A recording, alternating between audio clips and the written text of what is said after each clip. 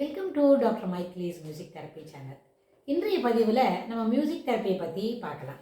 Music தெரப்பியில் சென்று போன சில பதிவுகளில் பார்த்தோம், இசை எப்படியெல்லாம் நோய் நிவாரணியாக இருக்கும், அந்த நோய் நிவாரணியாவோ நோய் நீக்கியாவோ இருக்கணும்னா அது எப்படி நம்ம கேட்கணும், அந்த ஏறு வரிசையில் எப்படி இருக்கணும், இறங்கு வரிசையில் எப்படி இருக்கணும் அப்படின்னு கொஞ்சம் ஒரு துளிதாக பார்த்துருக்கோம். ஒரு சில செய்திகளெல்லாம் நம்ம பகிர்ந்துக்கிட்டு இருக்கிறோம். அந்த அடிப்படையில் இசை ஒரு மருந்து போல பயன்படுத்தணும் அப்படின்னு சொன்னால், நம்மளோட மாடர்ன் மெடிசன் அப்படின்னு பற்றி நம்மளுக்கு தெரியும். மாடர்ன் மெடிசன்றது என்ன? மாடர்ன் மெடிசன்றது இன்டோட்டோ இட் இஸ் சேம், ஒரே மாதிரி தான். அதாவது ஒரு குறிப்பிட்ட அளவு, துளி அளவு 2 milligram, 2.5 milligram, 4 milligrams, 10 milligrams, at the most 100 milligrams அப்படின்னு இந்த மருந்தெல்லாம் துளி துளியாக சாப்பிடணும். இதில் என்ன, த்ரைஸ் டெய்லி இருக்கணும், ஆஃப்டர் ஃபுட் இருக்கணும், பிஃபோர் கோயிங் டு பெட் அப்படிலாம் எழுதி கொடுத்துருப்பாரு அந்த மருத்துவர்.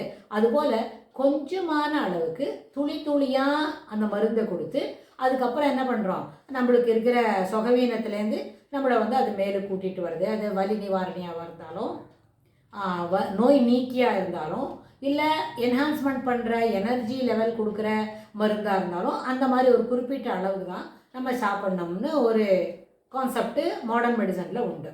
ஆனால் அதே போல் இந்த இசையிலையும் நம்ம ஒரு குறிப்பிட்ட அளவு கேட்டால் போகிறோம் அப்படின்னு சொன்னால் அந்த அளவுக்கு அது எல்லா மருந்துக்குமே சென்று போன பதிவில் சொன்ன அதே செய்திகள் தான்.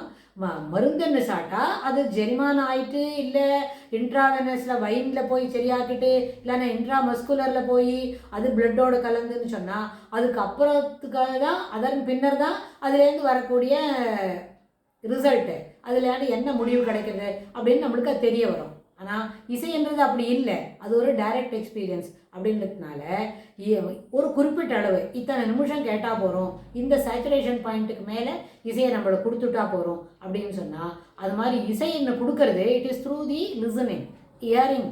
அந்த மாதிரி அது இவ்வளோ நாள் தொடர்ந்து இத்தனை மணி நேரம், இத்தனை நிமிஷங்கள் கேட்டு பழகினா அது என்ன ஆகும்னு கேட்டால், கேட்குறதே பழக்கமாகும், பழக்கமே வழக்கத்தில் வரும். வழக்கத்தில் வந்துவிட்டால் வலி நிவாரணியாவோ நோய் நிவாரணியாவோ சுகவீனங்களை சுகமாக்குறதாவோ அது மாறும்.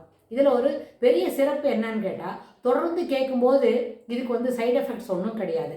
If at all we are not interested, என்ன பண்ணலாம், நம்மளோட இன்ஸ்ட்ருமெண்ட்டோட அது வாசிக்கிற ரெக்கார்டிங் இருக்குல்ல, அந்த பட்டனை ஆஃப் பண்ணலாம். ஆனால் அதுக்கு ஒன்றும் சைடு எஃபெக்ட்ஸ் கிடையாது. மறுபடியும் என்ன செய்யணும், if at all you are needed again you should ஸ்விட்ச் இட் ஆன். மறுபடியும் தொடர்ந்து அதை கேட்கறதுக்கு முயற்சி பண்ணணும். ஆனால் மருந்து விஷயத்தில் அப்படி இல்லை.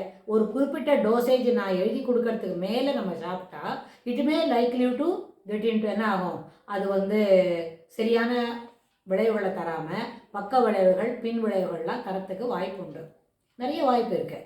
இந்த ஒரு நோய் நிவாரணம் பண்ணிட்டோன்னா அந்த மருந்தோட after effects it may likely to affect the viscera, நம்மளோட வயரை அது பாதிக்கிறதுக்கு வாய்ப்பு உண்டு. அதனால் கூடிய வரைக்கும் நம்ம சைடு எஃபெக்ட்ஸ் இல்லாத இருக்குது அப்படின்னு சொல்லி நம்ம ஒரு தம்ஸ் அப் காட்டணும்னா அது இசை மருந்தாக பயன்படும் போது அதுக்கு இருக்கும்.